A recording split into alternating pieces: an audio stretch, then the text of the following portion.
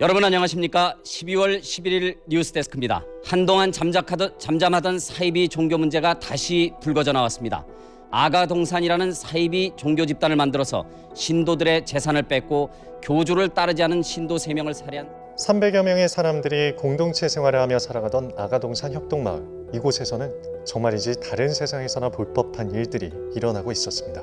탈출한 신도들은 새벽 6시부터 하루 18시간씩 낮에는 논밭과 과수원에서 밤에는 공장에서 일했다고 밝혔습니다.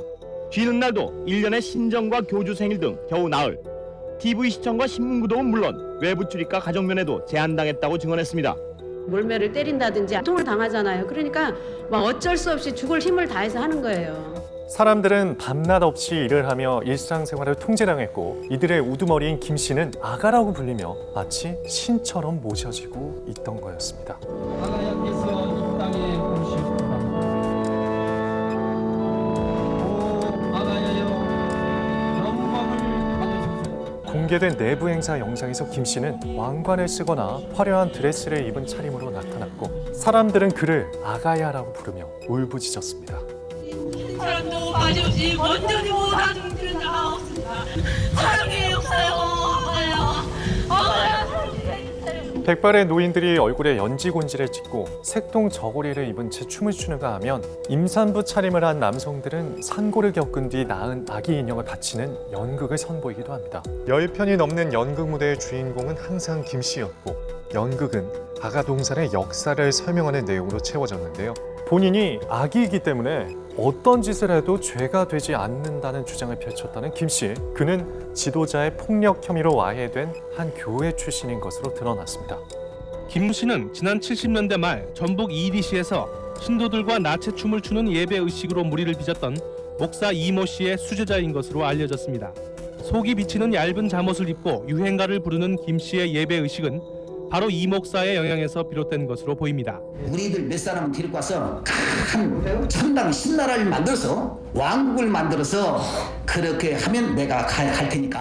허무맹랑하고 유치한 이야기에 우스워 보이기도 하지만 탈출한 신도들의 증언에 따르면 아가동산은 무차별적인 폭력과 그로 인한 죽음이 일어나는 곳이기도 했습니다.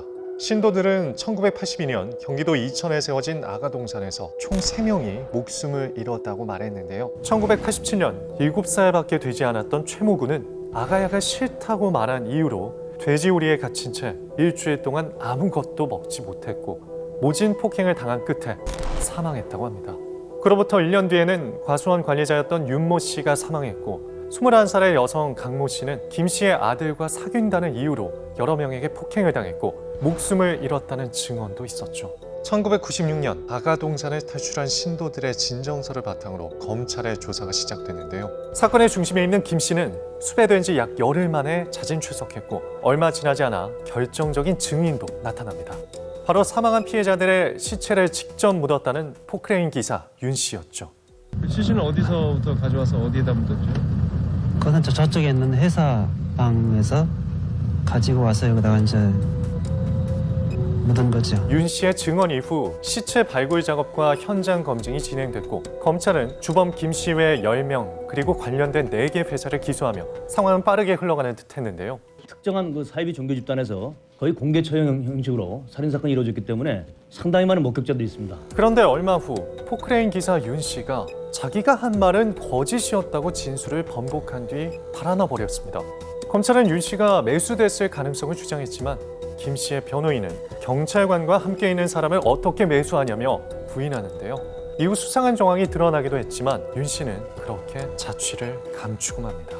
차례 관련 진술을 번복한 굴삭기 기사 윤 씨가 진술 번복 직전 1억 원대의 땅 15,000여 평을 아가동산 측으로부터 무상으로 증여받은 사실을 확인했습니다. 이후 열린 첫 공판에서 김 씨는 숨진 최군은 아가동산에서 살지도 않았고 본인은 아가동산 주민들의 영적 지도자가 아니라며 자신의 혐의를 모두 부인했고 1997년 5월 결국 김 씨의 살인과 사기 혐의에 무죄가 선고됩니다.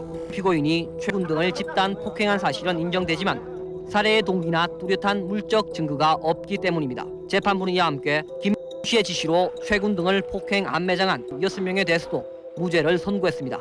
아가동산은 사이비 종교 집단이 아니라는 판결이 내려지기도 하는데요. 종교의식이 없었고 외부 포교 활동을 하지 않았다는 게 그 이유였죠. 이어진 항소와 상고심에서도 같은 1심 판결이 확정되면서 김 씨는 벌금 56억 원 그리고 징역 4년형을 최종 선고받습니다. 나 있는 힘껏 모든 것 다